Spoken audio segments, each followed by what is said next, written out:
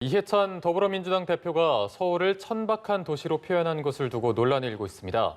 행정수도 이전에 찬성도 반대도 하지 않고 있는 미래통합당은 이 대표의 발언에 날을 세우고 있습니다. 이런 가운데 민주당의 새로운 지도부를 뽑는 전당대회 일정이 어제부터 본격적으로 시작됐습니다. 친문표심의 향배와 사상초의 온라인으로 치러지는 이번 전당대회 흥행 여부를 전망해 보겠습니다. 두 분의 전문가 모셨습니다. 최창렬 용인대 교수, 이상일 전 국회의원 자리하셨습니다. 네, 어서 오십시오. 안녕하십니까? 예. 네, 안녕하십니까? 자, 민주당 이해찬 대표 발언이 지금 또 논란이 되고 있습니다. 서울을 가리켜서 아파트 값만 얘기하는 천박한 도시다, 이런 표현이 현재 논란이 되고 있는데 야권에선 비난이 쏟아졌고요. 민주당에서는 앞뒤 문맥을 생략한 채 보도가 돼서 유감이다라고 밝혔습니다.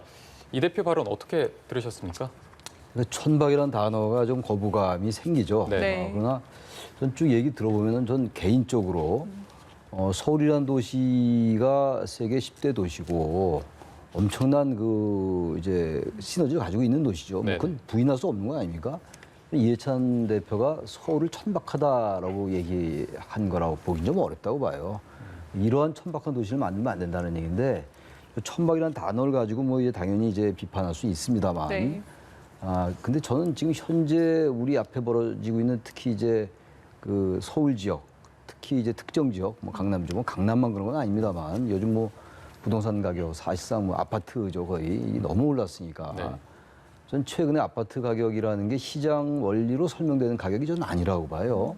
정부에서 세종시 얘기를 꺼내니까 또 세종시도 좀 과장 보도일지 모르겠습니다만 매일 뭐 1억이 호가가 오른다는 거 아닙니까? 그러니까 이런 건 시장 논리로 설명이 안 되는 부분들이거든요. 그러다 보니까 이제 뭡니까, 경부고속도로라든지 이런 데 가다 보면 뭐 한강 변뿐만이 아니라 아파트들이 재건축한 아파트들이 많이 있더라고요. 저는 사실 평소에는 관심이 전혀 없었는데 저도 이제 관심이 가더라고요. 네. 저런 아파트는 얼마나 될까? 그냥 알고 보니까 꽤 비싸더라고요. 네. 그러다 보니까 사람들이 이제 그런 인식이 없던 사람들조차도 이제는 자신 현재 1가구 1주택이 있다 하더라도 워낙 차이가 많이 나니까, 가격 차이가. 과거에는 당연히 강남 지역은 비싼 게 당연하죠. 뭐 우리나라만 그런 건 아니니까 그 정도를 우리 인식 속에서 받아들였거든요. 이제는 그러한 것들 받아들이기가 어려운 상태까지 왔어요. 그러니까 이제 아파트나 이런 가격들이 단순히 경제적 안정의 차원이 아니라 사회적인 신분상승이라든지 이런 것과도 관련되는 것 같아요. 조심스럽게 제가 생각하는 건데. 네. 그러니까 이쯤 되면 이제 그야말로 우리 시민들의 머릿속에 모든 사람이 그런 건 아니겠습니다만 정말 아파트 몇 평 사느냐, 어디 사느냐 이런 것들이 지금 현재 사는데 큰 문제가 없다 하더라도 그런 의미에서 한 말이라고 좀 봐요. 그러니까 이건 사실은 서울이 천박하다는 게 아니라 그동안 강남이라는 도시를 중심으로 해가지고 80년대부터 그 황석영 그 소설가의 그 강남몽이라는 소설에 그런 게 잘 나와 있어요. 제가 읽어본 기억이 있는데 거기 어쨌든 그 오로지 돈과 자본에 포획된, 그리고 그 당시 개발 독재, 발전 국가 그런 모습들에서 사실상 많은 사람이 얘기했던 거 아닙니까? 천민 자본주의 민낯 같은 게 분명히 있어요. 강남이 훌륭하고 서울이 대단히 훌륭한 도시죠. 그러나 그런 부분들을 이제 최근의 상황과 관련시켜서 얘기하다 보니까 말이 좀 너무 많이 나갔어요. 네. 그러나 이 말을 가지고 너무 시비 걸 건 아니다. 그러나 이 천박이라는 단어 자체는 대단히 신중했어야 된다. 네. 그렇게 생각합니다. 네. 사실상 그러니까 부동산 문제를 언급하려고 했던 그 문말에서 봐야 된다라고 네. 하셨는데, 사실 지난 총선을 앞두고 부산을 초라하다라고 했던 이 발언, 야권에서는 같이 비판을 하고 있습니다. 그렇습니다. 비판받아 마땅하다고 생각합니다. 여당의 원내대표, 막강한 영향력과 힘을 가진 분입니다. 단어 하나하나 아주 표현에 신중하게 써야 되는데 이분 생각나시는 대로 말씀하시는 것 같아요. 그러니까 부산에 지난 총선 때 가셔가지고 부산에 올 때마다 느끼는 건데 부산은 왜 이렇게 초라하냐. 사실 부산 시민이 듣기에는 매우 모욕적입니다. 그리고 이번에 서울 이야기하면서 이런 천박한 도시 만들면 안 된다 그랬는데, 지금 현 정권이 집권을 해서 그러면 서울의 부족한 점을 채우고 품격을 높이기 위해서 어떤 노력을 했는지 묻고 싶어요. 그런데 이 말씀에 대해서 많은 비판이 이제 나오니까 맥락을 뭐 봐달라, 또 언론 탓을 하고 있는데 그건 당당하지 못한 태도다. 표현에 있어서 매우 좀 경솔했다면서 사과를 하면 된다는 거죠. 그리고 이해찬 대표의 이 실언이 한두 번이 아닙니다. 불과 얼마 전에 박원순 전 서울시장과 관련해서 기자의 질문에 욕을 했지 않습니까? 이 자리에서 입에 올리기도 참 힘든 그런 말씀하셨고, 그 다음에 선천적 장애인은 의지가 박약하다. 한국 남성들은 베트남 여성을 좋아한다. 지금 말 실수가 한두 번이 아니에요. 이해찬 대표가 왜 이런 말씀을 자꾸 실언을 하게 되느냐. 아마 본인이 말 실수를 했을 때 성찰을 안 해서 그런다고 봐요. 그리고 적당히 그냥 변명과 맥락을 봐달라 이런 식으로 해서 꼭 그 국면만 넘기기 때문에 아, 내가 말 실수를 했을 때 성찰을 하면 앞으로는 단어 하나하나 쓸 때 신중하게 골라야 되겠다. 이렇게 자성을 할 수 있는데 그걸 안 하시고 계속 그때마다 그냥 국면을 좀 돌려서 위기를 모면하는 이런 방식으로 대처를 해왔기 때문에 실언이 계속 이어진다. 민주당 대표의 이런 잇따른 실언, 우리 국민들이 어떻게 생각하겠습니까? 사실 이제 민주당 이해찬 대표는 잇따른 실언에 대해서 사과를 하실 때가 됐다, 이런 지적하고 싶습니다. 네. 네. 자, 지금 이런 발언이 나오게 된 게 결국은 이 행정수도 이전 문제가 아닐까 싶습니다. 지금 여야 모두 여론을 계속해서 주시하고 있는데 지금 여론조사 결과 중에서 그 야당의 텃밭인 그 영남권에서 행정수도 이전에 찬성하는 쪽으로 여론이 나온 게 조금 의미가 있지 않을까 싶어요. 그래서 서울 이전 문제, 수도 이전 문제는 쉽게 그렇게 얘기하기가 어려운 문제예요. 네. 네. 2004년도에 이제 서울 옮기는 문제, 수도 옮기는 문제가 이제 관습 헌법이라는 이제 그 이유로 네. 이제 좌절됐던 적이 있어요. 그리고 수도 이전 문제를 꺼내기 전에 네. 역시 같은 아까 얘기와 같은 맥락의 얘기입니다만 제가 자주 하는 얘기입니다만 서울, 경기, 인천의 인구의 52%가 몰려 살고 있거든요. 국토 면적은 12%, 서울, 경기, 인천이. 그러니까 문제가 생길 수밖에 없어. 생기지 네. 않는 게 이상해요. 아무리 아파트를 지어 제껴도 그야말로. 워낙 인구 자체가 이게 비율이 안 맞단 말이에요. 네. 이 지방들 가끔 가보면 얼마나 좋습니까? 그런데도 네. 인구가 너무 없어요. 그야말로 공동화라는 표현이 그렇게 과한 표현이 아니라는 생각이 들 정도란 말이에요. 그러다 보니까 이런 수도 이전 얘기가 나오는 건데 특히 서울이라는 도시가 우리나라만 그런 건 아니죠. 물론 이제 뉴욕도 그렇고, 뉴욕은 워싱턴, 뉴욕은 뭐 수도는 아닙니다만 이렇게 어떤 메트로폴리탄이 다 있어요. 도쿄도 그렇고. 근데 우리 서울이 특히 이제 여러 가지 이유로 해서 정치 권력, 경제 권력, 사회 권력, 모든 문화 권력, 문화 자본, 의료, 금융, 기업 이게 압도적으로 이게 여기가 지금 집중돼 있거든요. 네. 네. 상위권대의 거의 뭐 80%가 수도권에 있고 100대 기업의 뭐 90% 이상이 여기 있으니까 지방과 서울 수도권의 차이가 너무 벌어지는 거예요. 전 지금은 괜찮다 하더라도 지방이 정말 이렇게 신음하고 이러면요. 수도권도 견딜 수가 없어요. 지방이 괴멸됐을 때 어떻게 견딥니까? 전 그래서 어쨌든 간에 어떤 상태로든 간에 이 서울에 집중되는, 특히 수도권에 집중되는 여러 가지 그러한 것들을 분산시켜야 되는 건 맞아요. 그걸 반대할 사람은 없을 겁니다, 아마. 그런데 문제는 이제 지난 이제 여러 해 동안에 혁신도시도 만들고 공공기관도 많이 이전됐었잖아요. 근데 그게 지금 분산 효과 같은 게 없는 거 아닙니까? 세종시로 정부청사가 일부 갔다 하더라도. 네. 그럼 그게 왜 그렇게 됐는지에 대해서 차근차근 좀 따져보면서 네. 성찰 좀 하고, 그러나 이러이러한 장점도 있었고 이러이러한 단점이 있었다. 그러니까 앞으로 정말로 청와대나 국회나 이런 부분들이 가려면 어떠한 문제들이 있는 것인가, 그런 것도 좀, 이게 100년 대계 문제잖아요. 뭐 이번 정권이 될 수도 없는 거 아니겠어요? 네. 그러면 이런 것들 차분히 시민적인 절차를 거쳐서 뭐 사회적 공론화라는 단어로도 부족해요. 이거는 대한민국의 큰 얼개를 바꾸는 것이기 때문에 또 기득권에 이해가 알려 있어요. 네. 여러 가지 문제, 단순히 부동산 문제뿐만이 아니라 워낙 거대한 의제가 걸려 있는 문제이기 때문에 차분차분 얘기하는 과정에서 이제 이걸 제기하는 것과 원내대표가, 여당 원내대표가 물론 여러 가지 여건 내에서는 그런 논의가 있었을 수도 있겠습니다만 얘기를 하니까 듣는 사람은, 저는 개인적으로 찬성합니다. 수도 이전에 대해서. 그러나 듣는 사람은 어쨌든 대단히 당황스럽다, 이런 것들이.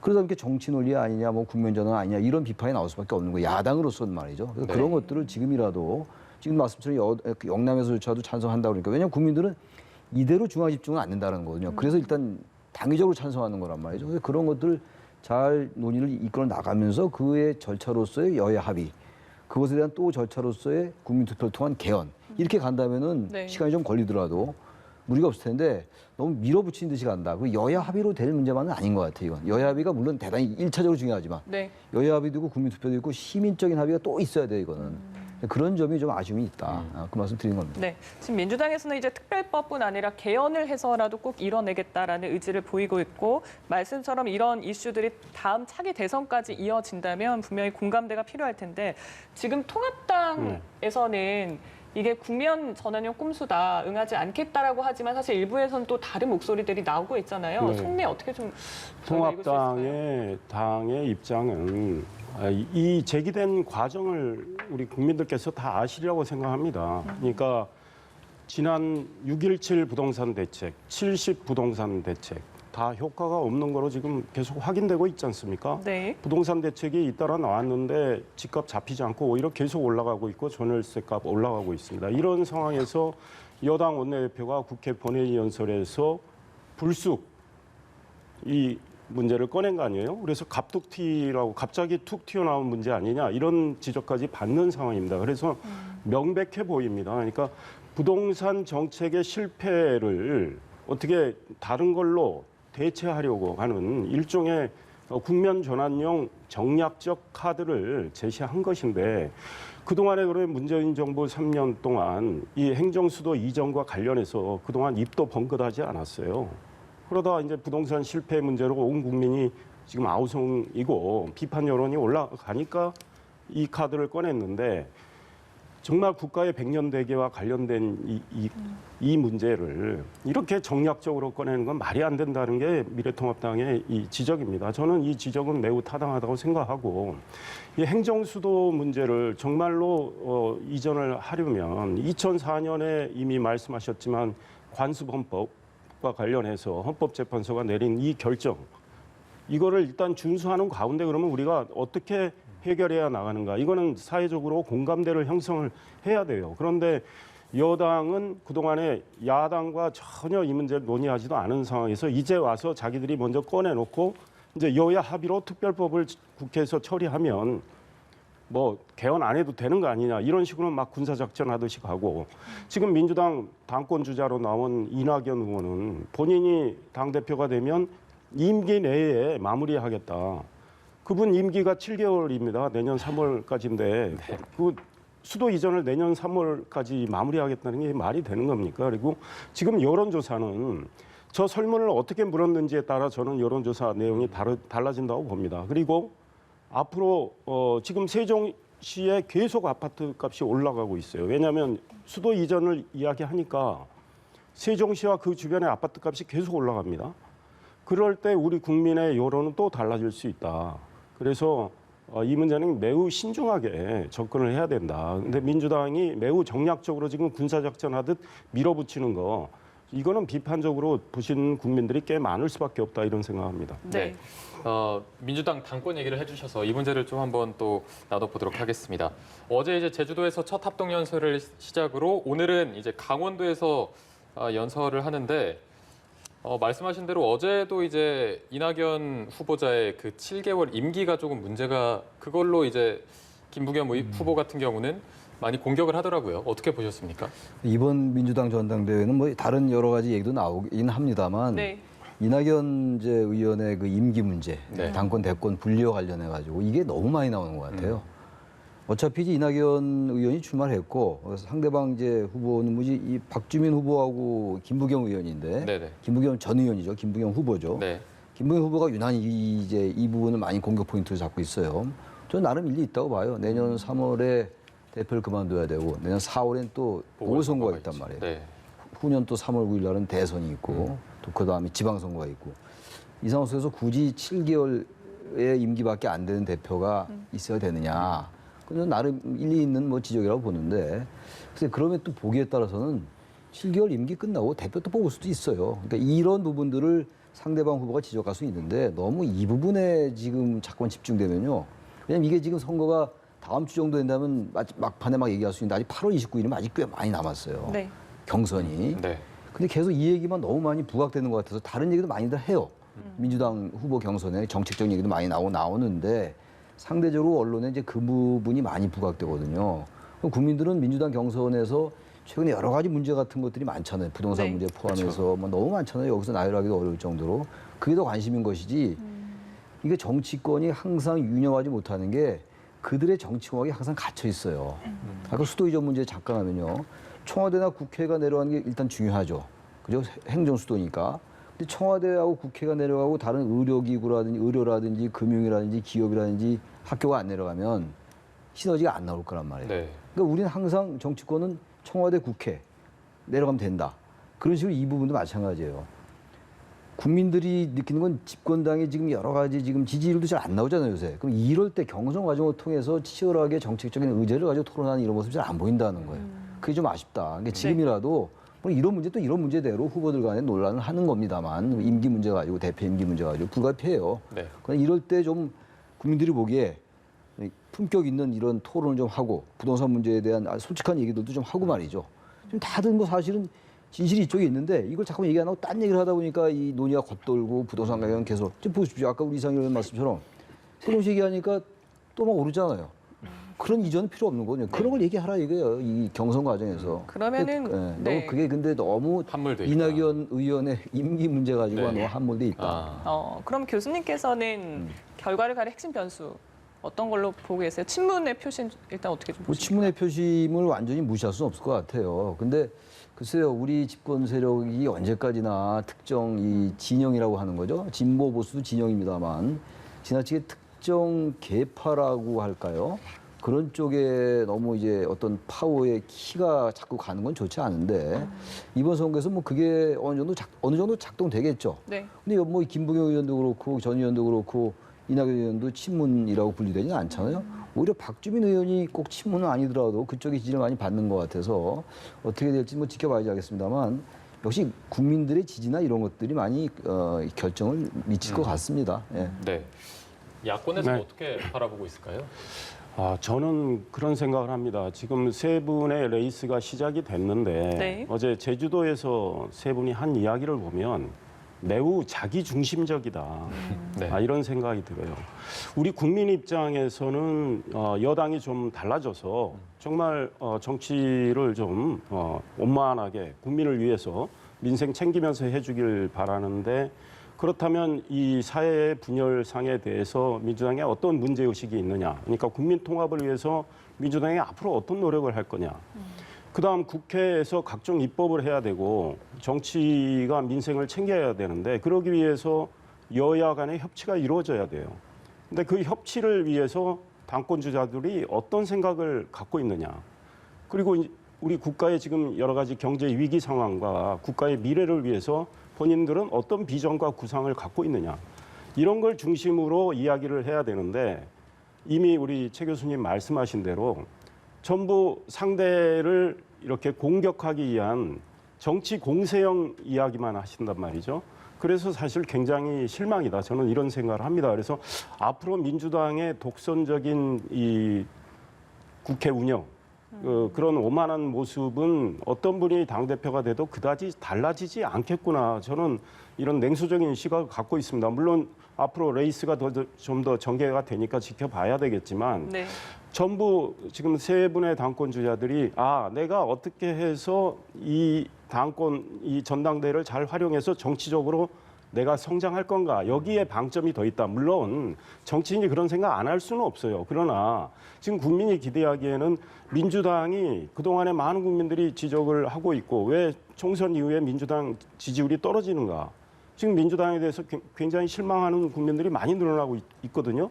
이 문제에 대해서 민주당이 진지하게 성찰하면서 대안을 제시하는 노력을 세 분이 해줘야 되는데 그런 점에서 저는 지금 세 분의 당권 주자는 기대에 매우 못 미친다 이런 지적하고 싶습니다. 네. 앞으로 이제 새로운 지도부의 역할이 굉장히 크지 않겠습니까? 일단 내년 4월 재보궐선거도 서울시장, 부산시장 굉장히 의미 있는 자리가 될 것이고 차기 대선까지 이끌어야 합니다. 좀 어떤 사람이 좀 적임자가라고 보시나요? 당대표와요. 네. 이상 의원이 다 말씀하셨잖아요. 그런 분이 되면 되는 건데 네.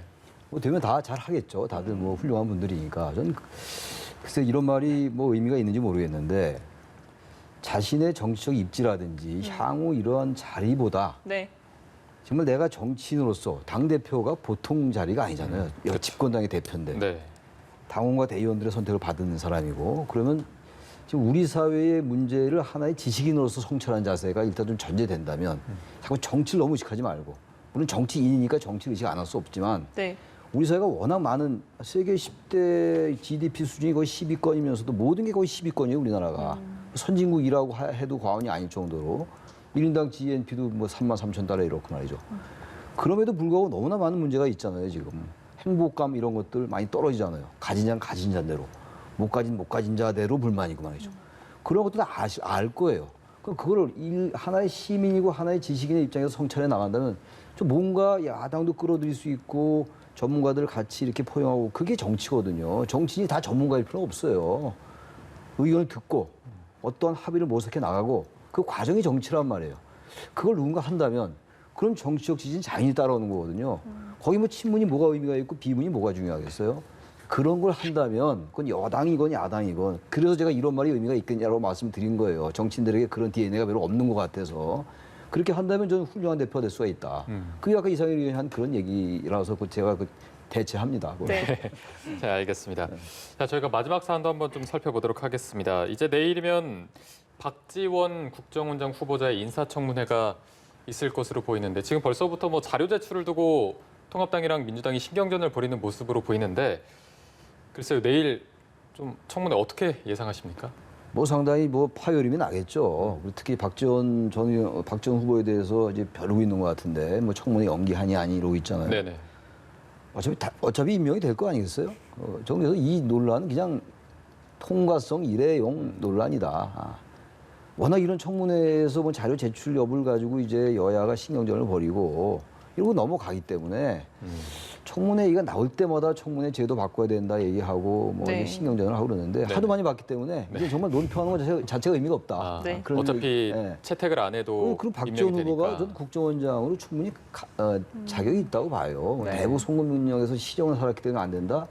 야당에서 그렇게 얘기할 수 있지만 오히려 그렇기 때문에 그 북한을 알 수 있거든요. 지금 박지원 후보가 국정원장 후보로 된 거는 국정원의 여러 업무들 중에서 특히 북한과의 관계를 많이 의식한 것 같아요. 문재인 네. 대통령이. 그렇다면 저는 박지원 후보가 그렇게 나쁜 후보가 아니라고 보는데 그러나 관점을 달리하면 어떻게 그런 후보가 되느냐라는 비판도 가능해요. 그럼에도 불구하고 어쨌든 저는 될 것 같기 때문에 뭐 지나면은 그냥 큰 문제 없이 될 것 같다라는 생각이 들어요. 네. 그동안 뭐 청문회 저격수였는데 네. 이제는 검증대 오르게 되지 않습니까? 어떤 모습일지도 궁금한데 글쎄요. 사실 증인으로 네. 유일하게 채택됐던 인물이 또 거부를 한 상황이어서 맹탕 청문회 우려도 나오고 있죠. 그렇습니다. 과거에 박지원 후보자가 국회 청문회장에서 국회의원으로서 소위 상대방 예컨대 어떤 공직 후보자를 추궁했을 때 그 입장이라면 박지원 지금 후보자는 무슨 수를 써서라도 본인에게 고액 후원을 했던 분을 증언대에 세워야 됩니다. 그런데 사실 이것도 내로남불 아니겠습니까? 뭐 굉장히 곤란해질 수 있죠. 굉장히 고액 후원을 계속 해왔고 또 채무 관계가 있어요. 돈을 5천만 원 빌렸는데 1년 뒤에 갚기로 했었나요? 그런데 지금 몇 년 지날 때까지 안 갚고 있고 뭐 그 소위 말해서 채권 채무 관계 이것도 변경도 안 하는 상황인데 이런 거에 대해서 남들한테는 굉장히 도덕적 잣대를 엄하게 들이댄 분입니다. 그런데 본인한테는 매우 관대하게 하신다면 말이 안 되죠. 그다음에 학력과 관련해서 지금 의문이 생기고 있는 거 네. 네. 이거 적극적으로 해소하는 노력을 더 하셔야 된다 이런 생각이고 저는 국정원장 후보로 적절하지는 않다고 생각을 합니다. 그러니까 지금 문재인 정부가 네. 특히 북한 핵 문제와 관련해서 지금까지 해온 정책이 사실 우리 국민 입장에서 기대했던 거에 하나도 충족이 안 됐습니다. 정말 손톱만큼의 진전도 없어요. 그렇다면 문재인 정권이 정책에 변화를 주는 게 맞다고 생각하는데 그 기존의 정책을 계속 유지하겠다는 맥락에서 박지원 후보자를 국정원장 후보자로 앉힌 건데 저는 저분이 과연 북한의 핵 폐기를 견인할 수 있을까 매우 의문이에요. 그리고 북한 입장에서만 생각을 하신다는 그런 생각을 많이 갖게 돼요. 그러나 우리 국민은 지금 북한이 약속을 계속 어겨오면서 핵과 미사일을 개발하고 고도화를 했단 말이죠. 이거에 대해서 우리는 단호한 태도를 지금 취할 국면이라고 저는 생각합니다. 그런 맥락에서 박지원 국정원장 후보자는 국가의 우리 이 안보를 위해서 국정원이 제 몫을 해줘야 되고 역할을 해줘야 되는데 그 리더십 발휘를 하기가 어렵다. 오히려 북한 입장에서 자꾸 생각을 해서 뭐든지 북한이 막 가도 용인할 수 있는 그런 지금 분으로 보이기 때문에 저 자리에 가시는 건 저는 온당하지 않다 이런 생각입니다. 네, 이제 뭐 친북 성향과 학력 위주 의혹이 두 가지가 제일 큰 쟁점이 될 것으로 보이는데 지난 3일에 이제 국정원장 후보자로 내정이 되면서 박 후보자가 SNS 글을 올렸습니다. 앞으로 이제 SNS나 전화 소통은 하지 않겠다, 중단하겠다 이렇게 했는데 주말에 또 글을 올렸어요. 아무래도 좀 답답한 심경 때문인지 어떤 심경이라고 현재 보십니까? 그 최근에 여러 가지 쟁점들이 나오니까 거기에 대한 이제 자신의 입장을 뭐 적극적으로 알린다고 봐야 되겠죠. 그건 국정원장 되기까지만 하겠죠. 그 끝나면 안 할 것 같고. 근데 국정원장 후보자로서 지금 제기된 그 고액 후원자 문제 이런 거 좀 분명하게 얘기할 필요는 있어요. 뭐 저기 박지원 후보가 꼭 국정원장 후보가 아니라 하더라도 일단 제기된 의혹이라기보다는 하나의 그 논란 쟁점이잖아요. 네. 여기 대해서 분명히 얘기할 필요가 있고, 단 이제 문제는 뭐 정권 애통한다, 그 야당에서 그렇게 얘기하는 거 그런 언설은 난 맞지 않는 것 같아요. 네. 국회의원이 어쨌든 대북 송금에 관련돼 있었다 하더라도 대한민국의 국회의원을 지낸 분 아닙니까? 그럼 대한민국의 국회의원을 뽑은 유권자들은 정권 애통한 사람을 뽑은 겁니까? 저는 그래서 통합당에서 그런 식의 다른 쪽으로 비판하는 건 좋은데 그런 쪽으로 자꾸 몰고 가는 건 좀 맞지 않는다. 그러나 분명히 박 전 후보에게 제기된 여러 가지는 해명할 필요가 있는데 특히 학력 관련은 그게 55년 전 얘기예요. 1965년인가. 그러니까 55년 전 얘기 아닙니까? 그때는 저는 뭐 어릴 때니까 모르겠어요. 근데 그때는 뭐 별 제도가 다 있었던 거지. 그때 우리가 얼마나 혼란스러웠어요. 5.16 이후에 얼마 안 됐을 텐데. 그때 여러 가지에 대해서 만약에 있다면 박 전 의원도 솔직히 얘기하고 잘못된 거다라고 얘기하고 그렇지 않다면 당당히 얘기하되 너무 55년 전에 학력 문제를 가지고 광주교대가 조선대로 갔다 이렇게 얘기하는 물론 하나하나 다 밝혀야 되겠지만 그런 것도 너무 집착할 필요는 없지 않나라는 생각도 듭니다. 네, 알겠습니다. 오늘 말씀 여기에서 마무리하겠습니다. 정치권 이슈 최창렬 용인대 교수, 이상일 전 국회의원과 짚어봤습니다. 두 분 고맙습니다. 고맙습니다.